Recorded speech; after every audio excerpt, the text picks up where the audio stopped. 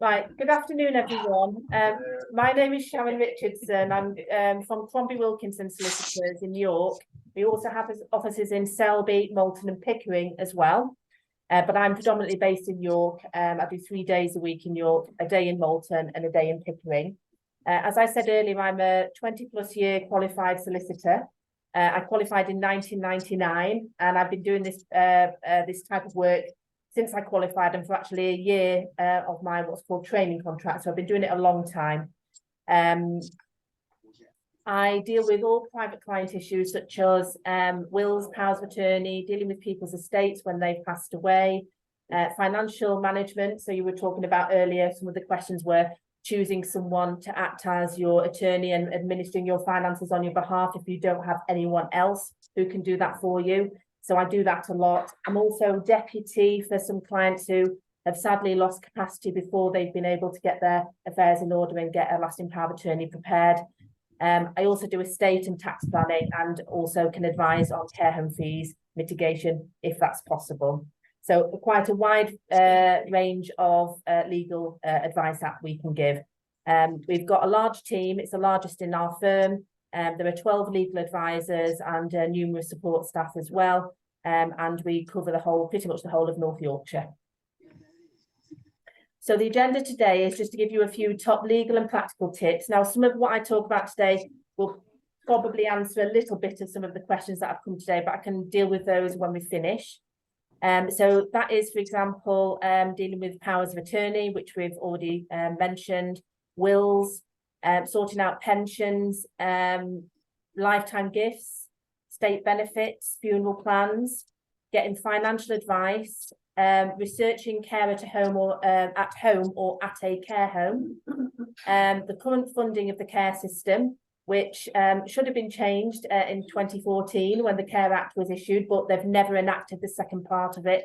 They've enacted the care needs assessment and the care side of things, but never enacted the financial side.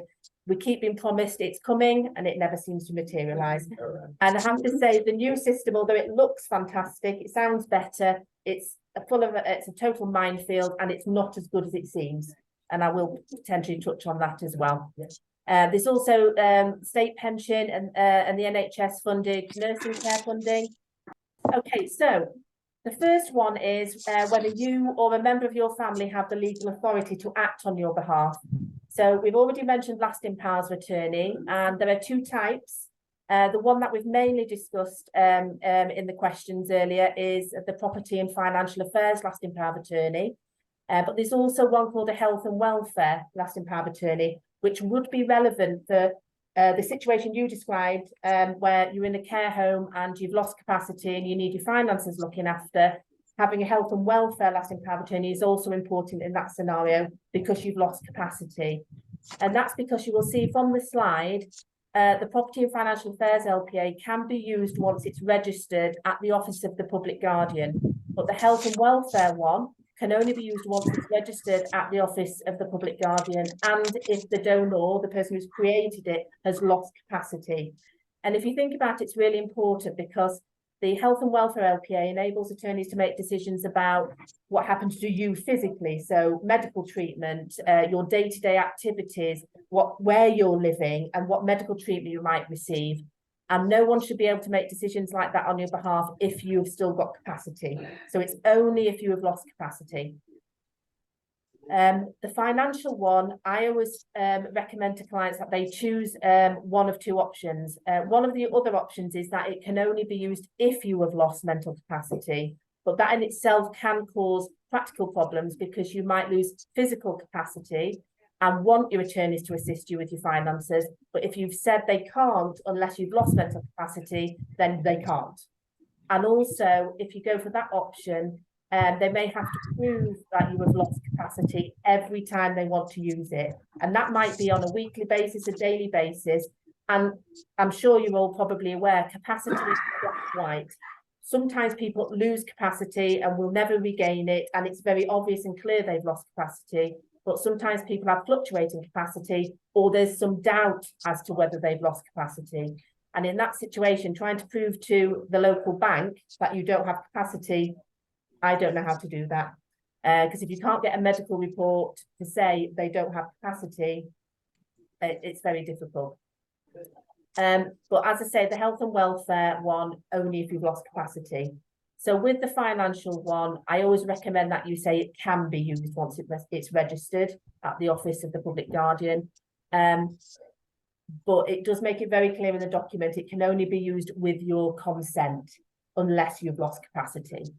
And you may ask, well, yeah, there's some really dodgy people out there, and there has been in the history of powers of attorney, there has been a lot of people out there stealing money from donors, even though they're acting as attorneys and should be trusted. But there are mechanisms that once an LPA is registered, the OPG have a safeguarding team. And if anybody is concerned about the conduct of an attorney, whether money is going missing or the person has got lots of money, but they're looking dishevelled, no new clothes, the house is a mess, obviously the money is going somewhere and not on the person concerned. Or if, for example, and I've had this before, where families who are acting as attorneys won't pay care fees, something untoward might be going on, and that can be reported to the safeguarding team and they will investigate. And that can mean sanctions to the attorney, certain removal as well if they've been naughty, if they've been stealing, for example, and also there's recourse in the civil courts as well. I say civil courts because I have tried to get the police involved on a few occasions and they're very reluctant to get involved. They see it as a civil matter, which I think is wrong because it's effectively theft. And there was one occasion where we, with the help of the other family members, we did manage to persuade the police to get involved, and the persons concerned did go to prison because they had stolen money. Enduring powers of attorney have been around since 1985, but ceased to be able to be created in 2007, October 2007, when lasting powers of attorney came in. But some people might have a financial enduring power of attorney, and it's still perfectly fine because the attorneys they've chosen are still the right people and it works nice and easily and well, and they can continue to use it. The only downside to an enduring power of attorney is it doesn't have to be registered at the Office of the Public Guardian until the donor loses capacity or is losing capacity. And what that therefore means is the Office of the Public Guardian or the Court of Protection, who looks after people who are vulnerable or incapacitated, do not have any jurisdiction until they're registered to look into things. And of course, it's the attorney that decides whether the person is incapacitated and whether to register it. So there is a bit of a flaw there. The other issue with enduring powers of attorney is that they do not cover health and welfare matters. I've been asked numerous times, I've got an enduring power of attorney, why do I need to do a health and welfare LPA? It's because they only cover financial matters, not health and welfare matters.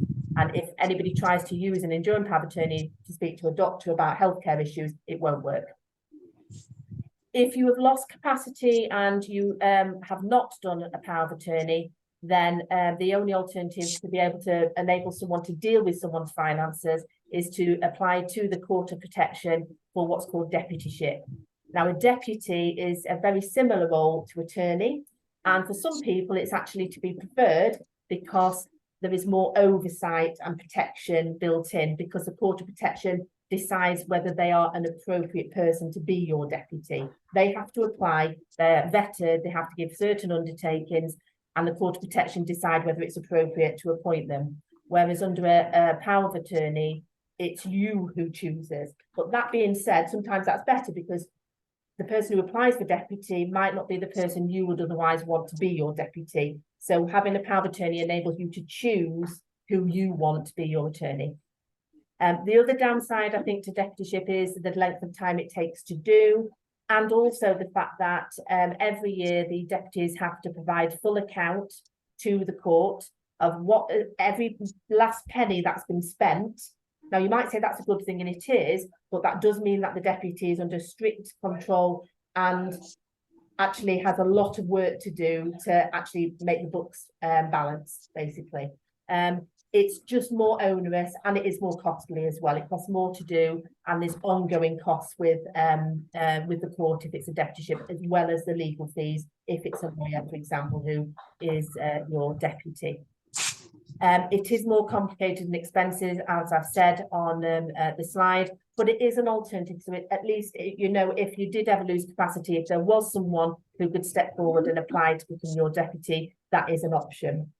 If you don't have anyone, then and your affairs need sorting out, then there is something called a panel deputy. Various solicitors around the country have applied and gone onto the court of protection panel, and in that situation probably social services could refer that to a panel deputy for them to become deputy and apply to become deputy. So all is not lost, but it's not necessarily ideal if you haven't got an LPA. So attorneys, now this is touching on some of the questions that have been asked earlier, and the big one is who. Now I'm married, but I don't have children. I think my time to have children is now past. So at some point in the future, this will probably become an issue for me. I am lucky because I have a close family unit. I've got 3 siblings, I've got nieces and nephews, and I've got, obviously in my professional capacity, I know a lot of lawyers, a lot of people I know who will do the job well and who I trust. So I am lucky from that perspective. But the question of who is your attorney is the most important thing. And it has to be someone you trust. Some of you mentioned the fact that you might have children, but or other relatives that you're reasonably close to, but you would not trust them as far as you could throw them with your money. And that's where sometimes a professional, whether it can be someone at the local authority in certain circumstances, or a solicitor, for example, they can step in and be attorney if you cannot think of anyone else to do the job, or there is someone, but you might want the solicitor or other professional to step in and act with the family member. So there's some oversight and scrutiny. It's not an easy decision, particularly, I mean, a lady here had a few children, or 4 children, was it? Yes. And choosing from them can be difficult, particularly hurt feelings, suspicion, fallings out as a result. What I do say is, that's already happened. Yeah, what I do say is if you are going to pick and choose out of your children for good reasons, and it's often location, but also, you know, sometimes you might love your children very much, but they're absolutely terrible with money. If they're terrible with their money, they're not going to be any better with yours, so do not appoint them. So it's challenging to try and explain that to someone because they might not know they are terrible with money. But I think sometimes you just have to stick to your guns, and in that situation the best alternative might be to not appoint any of them, so there's no argument, or basically just stand up to your children and say, this is who I want. But what I would say there is, if you have children who are not attorneys, then I would always recommend that the children who are attorneys don't hide things. They get your permission, but they are open with their siblings, because not being open is when people start to get suspicious. That's when people start accusing people of things, might even approach the Office of the Public Guardian maliciously, and it can all blow apart, and they could end up with having 4 siblings completely estranged from each other. So it is difficult, which is why sometimes taking the personal and emotional side out of it is the best thing, and just get a professional in, because they will do the job properly. They won't be connected with those emotions and with those difficulties. And yes, they will charge, but sometimes that's a price worth paying. So it's just worth considering. Someone also asked about how many, mentioning that you should have at least 2. I agree. The only downside to having 1 is if they drop off their perch, or if they lose capacity, or if they are disinterested and don't want to do the job anymore, there is no scope to alter a lasting power of attorney. You can't amend it after you've done it. It's signed as a deed, and therefore if you want to do a new one, you have to start again. And so what we recommend is you either have 2 or 3 together, or you have maybe 1 who you trust more than anybody, who's around and available now, and then have a 1 or 2 in reserve if they can't act. For some people, it depends on what their circumstances are. Sometimes it's better to have them together so they can share the load, but other times it's better to have someone first and then someone as a replacement if needs be. Can I just quickly interrupt? If you're just using a solicitor, would you have two partners? Yes. In the firm? Yes. So at the moment, it's either myself and my colleague Belinda, who's another solicitor for the elderly, or I've got a colleague in our Selby office called Darren Norgate, who is more qualified than me as a solicitor, and he steps in. But what usually happens there is, even though we're appointed together, it's usually myself who is the figurehead, the person who deals with everything, and he would only become involved if I couldn't, for example. Yeah, whether I'm abroad or poorly or whatever.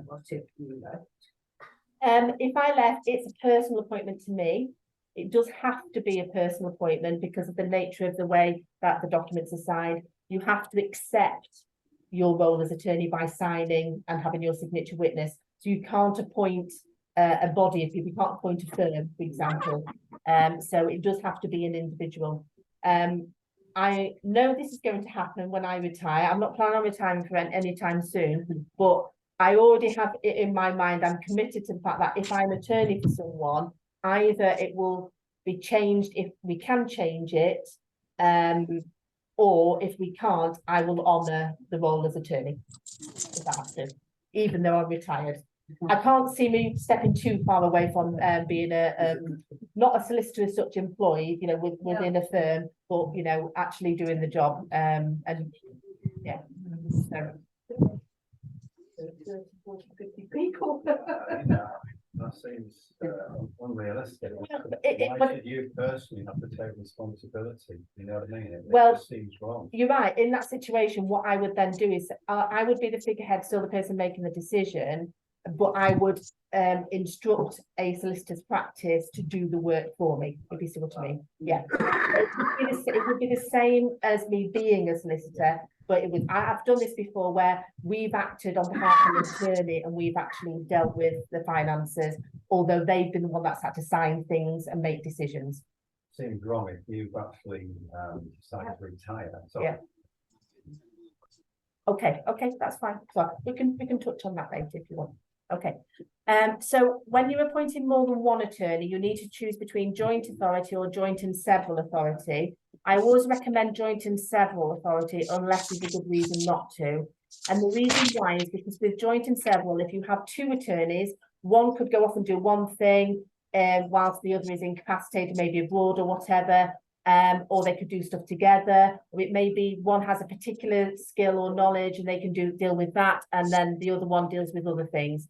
The other downside to joint is that they always have to act together, and if one can't act, neither can the other. And that can be particularly problematic with debit cards, for example. So we have debit cards for clients when I'm attorney. A debit card is not in joint names, it's in one person's name. You have your own PIN, which you shouldn't share with anybody else. If you have a joint power of attorney, you cannot have a debit card. And any checks that you would sign need to be signed by both parties. If you need to do any bank transfers, the two of you would have to do it together. If you were phoning anywhere, you would have to be together to phone somewhere. And if one person cannot do that, neither can the other. I've mentioned initial and replacement already, so you have the choice of having two together or maybe one initially and one as a replacement. And in the lasting power of attorney, you can choose what type of authority you give them, so you can put in restrictions and conditions, or you can give them guidance as well. The only thing I would say there is be careful if you do that, because sometimes that really does tie an attorney's hands behind their back. For example, they can only deal with transactions under 10,000. If you do that, you can't sell a house. End of story. Unless someone knows where you can buy a house for 10,000, and if you can, tell me where it is. So be careful with those restrictions. Some restrictions and conditions, when they're put in, when they're looked at by the Office of the Public Guardian, when you're trying to register them, they are sometimes severed or taken out because they are unworkable. So just be careful. I would always err on the side of caution and try and keep it as open as possible. With lasting powers of attorney, you don't have to register them now, but if you don't register them, they can't be used until they're registered. At the moment, I'm afraid the registration process is taking at least 20 weeks. So if you are going to do this, expect it to take at least 6 months, basically. By the time you've prepared it, got it all signed, got it submitted, got it registered and it's come back, you're talking about 6 months. I find that appalling, but there's nothing I can do about that. That is just how long it takes. There are some key principles in a lasting power of attorney that the attorneys must follow. The first one, and this is really important, is there is a presumption of capacity. You have capacity unless shown otherwise. I've come across situations where people have said, well, my mum's getting a little bit forgetful. I don't think she can make decisions anymore. I'm just going to carry on and ignore and not talk to her and tell her what I'm doing. And my answer to that is, no, you cannot. It's her money, it's her finances. You have to speak to her. You have to try and help her make as many of her own decisions as she can. And it's only if she can't make those decisions because she has lost capacity, can you go and make those decisions. So it's all about making sure that you're trying to help them make as many of their own decisions. And the other fundamental principle is best interests. The attorneys must always act in your best interests. Now, it comes back to children. Sometimes some children are absolutely fantastic. And I know, you know, I've been appointed attorney for relatives. They trust me because of the work I do. But you can't always trust them. But when you appoint a new attorney, and this is strongly advised, explained to the attorneys when they are appointed, they must always act in the donor's best interest, not in their own best interest. There is sometimes a conflict. I don't want to sell the house and pay for care fees because that's losing my inheritance. Well, if that person needs care, it needs to be paid for, then so be it. That's just one example. Okay, the next thing is will. Do you have a will in place? With a will, you can protect your property. So, for example, you can protect it from your spouse's circumstances, and also potentially from your children's circumstances as well. Nobody truly knows what's going on in other people's lives. On the face of it, you might think your children are in very happy marriages or have got lots of money in the bank, but they might be on the edge of getting divorced. They might be on the edge of bankruptcy. And so a properly drafted will can actually ensure that the money can be used for their benefit in the long term, but is protected from their circumstances, including their care home fees in the future as well, potentially. One way you can protect some of the estate from care costs of the survivor of a couple is to put the first to die share of their property into what's called a life interest trust. It provides for the survivor, it's tax neutral, so it's the same as giving the house to the surviving spouse, and it protects the first to die share of the property from the survivor's care costs. That works. The local authority might try and challenge it. We send them packing fairly quickly because as a matter of law, that does work. So it's just something you can put in a will, which will protect some of the estate from care costs if the scenario is that the survivor of a couple goes into a care home. You can also put money into what's called a discretionary trust. That is the most flexible and protective way of dealing with assets, and that would protect from divorce, bankruptcy, addictions, you name it, because the beneficiaries aren't entitled to it. It's the trustees, whoever you've chosen in your will, who decide when those beneficiaries get the money. Those trusts are not tax neutral, though, I'm afraid. And when you're doing a will, I know one of the participants online mentioned making maximum use of the available reliefs. There's something called a nil rate band, which is £325,000, and a residence nil rate band, which is £175,000. A will, carefully drafted will, can make the maximum use of those reliefs as well. So it's really important that you talk to someone about setting up a will that works for you, that covers your circumstances, and also looks at the tax side of things as well. One of the things that you would need to do if you are doing some of these arrangements is to what's called sever the joint tenancy. If you own a house jointly with someone, you might own as joint tenants, and if you do, you could set up as many wills as you want, but the property would not go into the estate and be dealt with by the will. It would automatically go to the surviving joint owner. So to make sure you can put a half share on first death into a trust arrangement, you would need to convert your ownership to tenants in common. But the way to do that is to do a notice of severance, but that's, you know, a bit beyond today. I've mentioned there separating your finances. This is quite relevant if you go into a care home. If you have a joint account, there's an assumption that you own it 50-50.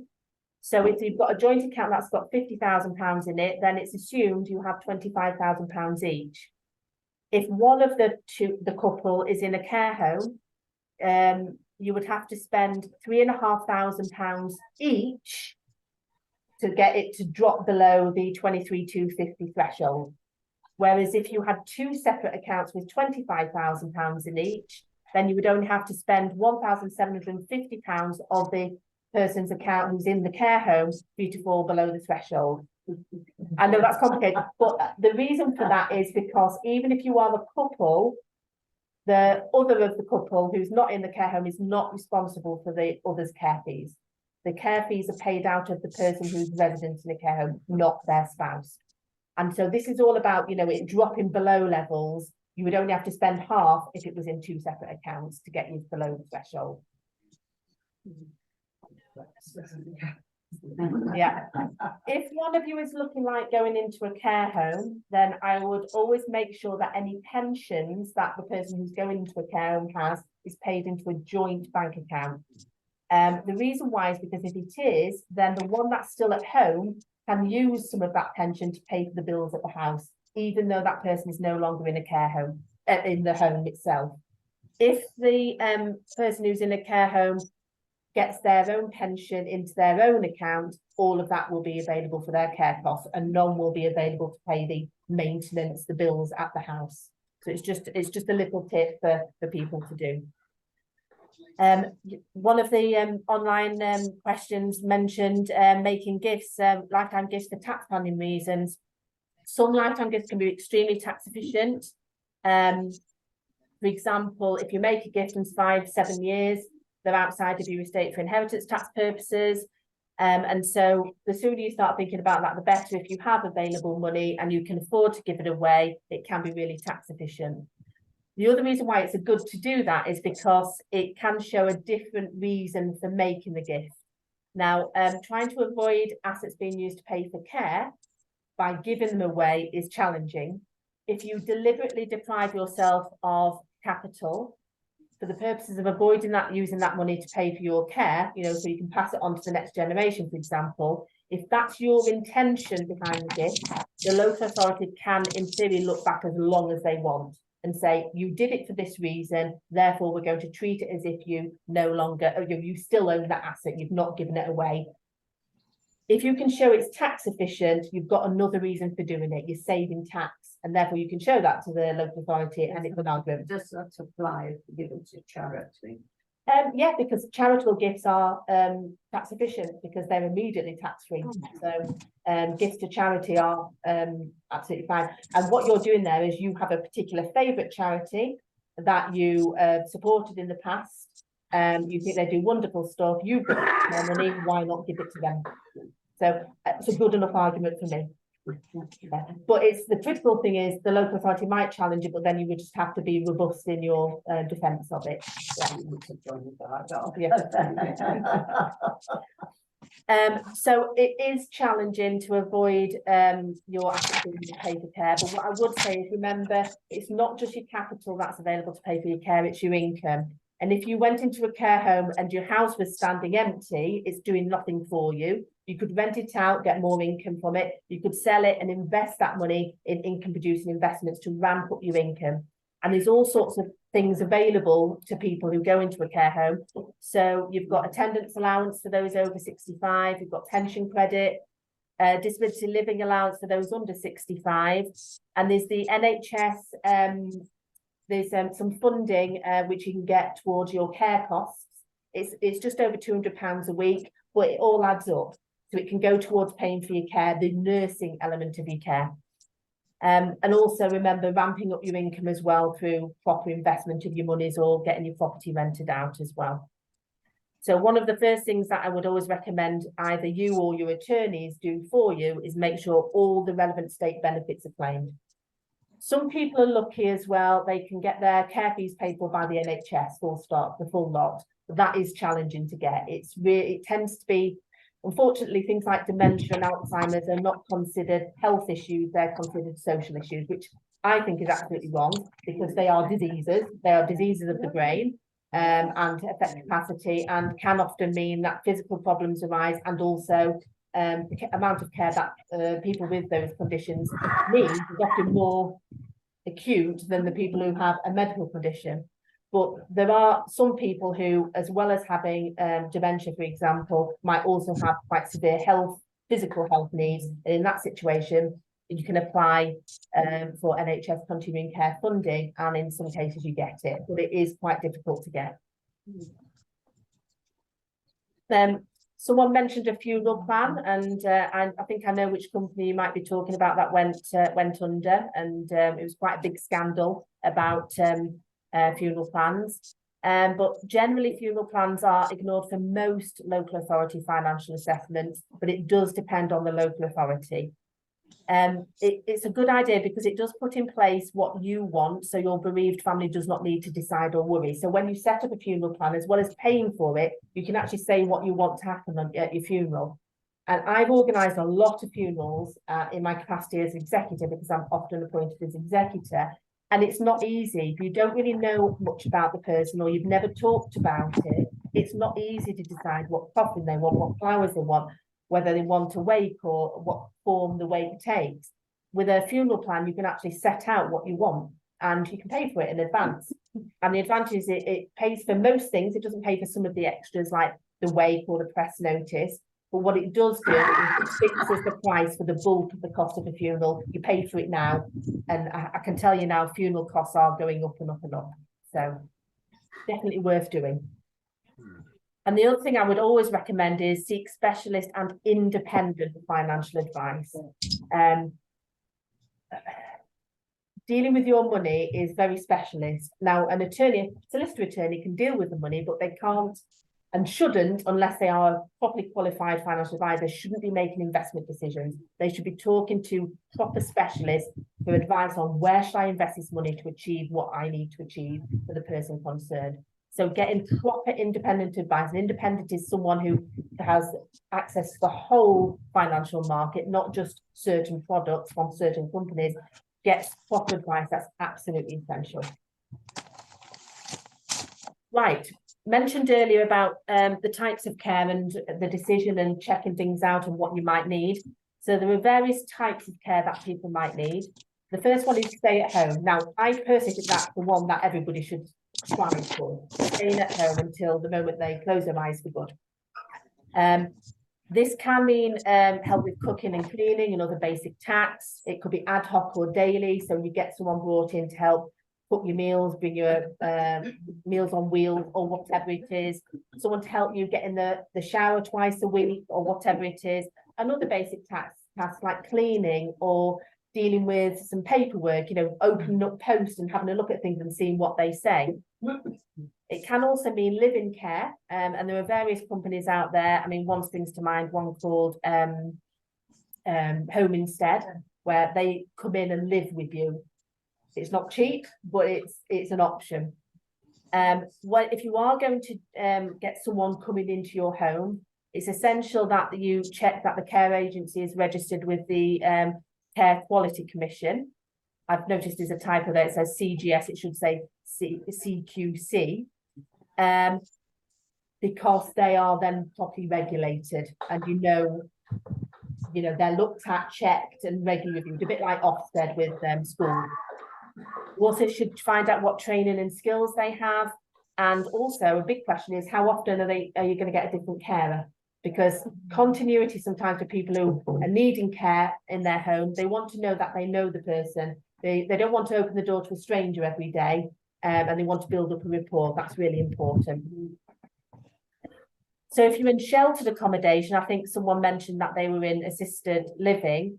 That's kind of similar, but not quite. But it is the ability to live independently, but with live-in care available, or access to support, whether it be activities or someone you can call if you have a problem, getting maintenance done, that sort of thing. It usually is within self-contained self-contained apartments with services such as laundry, a communal sitting room, gardens and security, a warden, and a 24-hour assistance with an alarm. That's definitely an option for some people if being in their own home isn't not suitable for them anymore. Closed care, should I say, or extra care and assisted living is where it's self-contained with your own front door. It's within the grounds of a care home should an emergency happen. There's a couple in York that I know of. I think Hartley Goats is one example. There's a care home in Stamford Bridge called Rivermead that has flats, but it's right next to the care home, so you can transition from one to the other if your care needs get greater. And there's a menu of services you can choose from, such as cleaning, catering, laundry, social and personal care. You get to choose what you need and pay for it. Another thing you can consider is downsizing. Someone mentioned that they've got a large house, which is possibly too big for them, and realising some cash as well to help pay for care, but still having a home to live in and bring that care in. Downsizing can also be an option if you're wanting to start giving money away for tax planning reasons. Realise that big 5-bedroom family home, sell it and buy a nice 1-bedroom or 2-bedroom flat that you know is comfortable, it's got a lift that you can get up and down the stairs easier, and you're really realising some cash either to pay for care or indeed to pass on to the next generation. So it's definitely worth considering. And then finally, a care home. And what I would say here is don't rush the decision. If you are contemplating this because you need the extra care, I would either you or someone you trust, that could be your attorney, it could be a family member, visit several homes to compare the costs that costs and the care that's given. The care is most important though, because some care homes just cannot cope with your care needs, and you need to make sure it's the right care home for you. And I would also check the CQS inspection report as well. If it says it's terrible, then don't go there. If it's needing improvement, probably not. If it's adequate or excellent, then they're the ones you're starting to look towards. So paying for care, the current system is this. The capital limits, if you're above £23,250 in capital, and that includes the value of your home after a certain period of time after you've gone into the care home, I think it's 12 weeks. You get no financial assistance from the local authority at all. You can still get your state benefits and certain funding, you know, whether it's NHS, nursing care elements, that sort of thing, but the local authority is nothing to do with them. If you're between 14,250 and 23,250, the local authority financial assistance is on a sliding scale. So the closer you are to 14,250, the more they will contribute. The closer you are to 23,250, the more you contribute. And if you're below 14,250, which is not much at all, then you get financial assistance in full. But if you've got an income, your income is taken into account. And you get a certain amount for clothing and personal things, but it's not very much. It's just designed to be able to make clothing, toiletries, hairdresser, that sort of thing. But they will insist that most of your income goes towards paying for your care, even if they then pay the rest. So what is included in capital is your savings, cash in bank, and bill society, shares and investments, and the property. Now, sometimes though, a property can be disregarded. So if you've got a couple and one of you goes into a care home, they have to disregard the house because someone is still living in it, i.e. the other part of the couple. If you are living with a child or other family member and they are aged over 60 or over, they have to disregard the house. And there are certain or discretionary disregards, including if, for example, you've been cared for by the person as well. So there are certain circumstances in which your house is completely ignored, even though you're in a care home and you're not living in it. So it's worth investigating as to whether, because the local authority might just say, we need to take your house into account. You might say, hang on a minute, no, for these reasons, and then they have to disregard it. So, as I said, it's spouse or civil partner needs to live in the house, a relative age 60 or over, or a disabled relative or dependent child aged under 18 years. If anybody still lives in the property within those categories, that's to be ignored completely. If not, the first 12 weeks is disregarded, and temporary care is generally, the house isn't taken into account if it's temporary. It's only when it becomes permanent. And I've had that personally with my mum. She's now in a care home, and she didn't become permanent until about 4 months after she was in the care home, and that's when the clock started ticking, the 12-week disregard. So a discretionary disregard for the house applies when if it's occupied by a spouse, child, relative over 60 years or disabled. But there is, sorry, did someone say something? No, sorry. Oh yeah, sorry, I thought you did, sorry, but you had a question. No, sorry, I was just speaking on that. Okay, right, fine. But there's no obligation with the discretionary disregard. There is no obligation to do this, but the local authority are obliged to at least consider the request. So if there's a possibility that it should be disregarded on a discretionary basis, they should look at that. So for example, you've got a 40-year-old child who has lived there and has given up their own home or job to move in and care for mum, for example. In that situation, if they've completely turned their life upside down, they don't have anywhere to live now because they've given up their accommodation, and they moved in 3, 4, 5 years ago to care for mum. In that situation, we should definitely be asking them to disregard the house, because that would then potentially make the daughter or son homeless. There's also something called the deferred payment agreements, and this is if after the 12-week disregard, the house has not yet been sold. Let's be honest, it does take longer than 12 weeks to sell a house. Even if they go into a care home, you might not be ready to sell the house yet. You need to clear it, sort things out. You might not have the authority to sell the house yet. So you can ask the local authority for a deferred payment agreement. And what that does is the local authority pays towards the care until the property is sold. So they pay for the care, but you're building up a bit of a debt. And then once you've sold the house, the debt then has to be repaid as the first call on the property. Or if the resident dies, then it becomes payable, but they will wait until you can pay it once you've sold the house. But interest can be charged if you ask for a deferred payment agreement. And I think it's currently 3.18%, although it's likely to increase shortly. It does keep increasing. As you know, interest rates are going up, so that's likely to go up as well.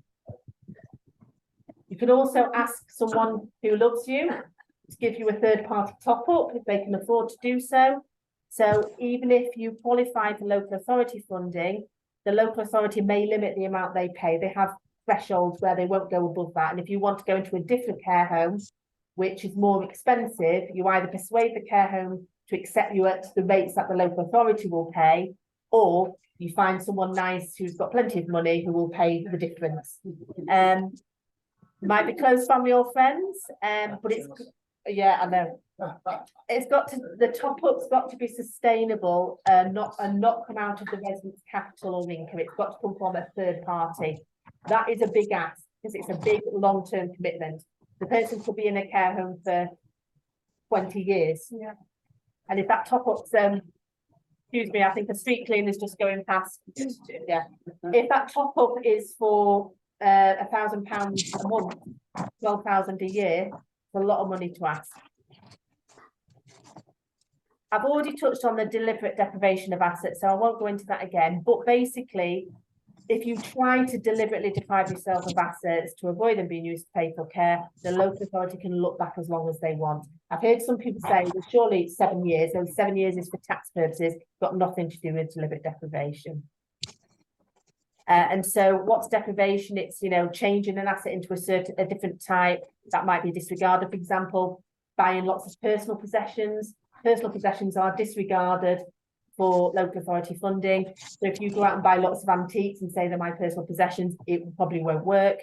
Assets reduced by living extravagantly, what a shame. You can't go off and gamble the money away or live the high life.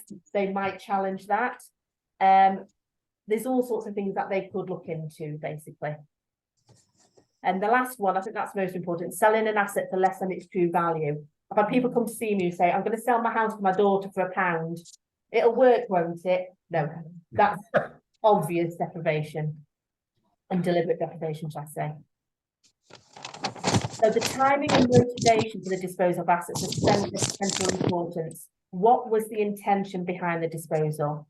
And the local authority has a responsibility, a legal responsibility, to consider these elements as part of a means test. But they have to show that you were aware that you needed care and support in the future when you carried out the transfers. That's really important. So as far as I'm concerned, the earlier you do it, the better. But the downside is if you get rid of the assets to, say, children now, you might need them in the future. You might fall out with your children and think, what on earth did I give them that house for? So it's always a balancing act to be had between giving assets away to your family and then knowing that you no longer have those assets to spend on what you want to spend them on. So the state benefits, these change all the time. So attendance allowance, I think that's just gone up recently. And then there's the NHS funded nursing care, which I've already talked about. So it's £219.71 per week. And that's it.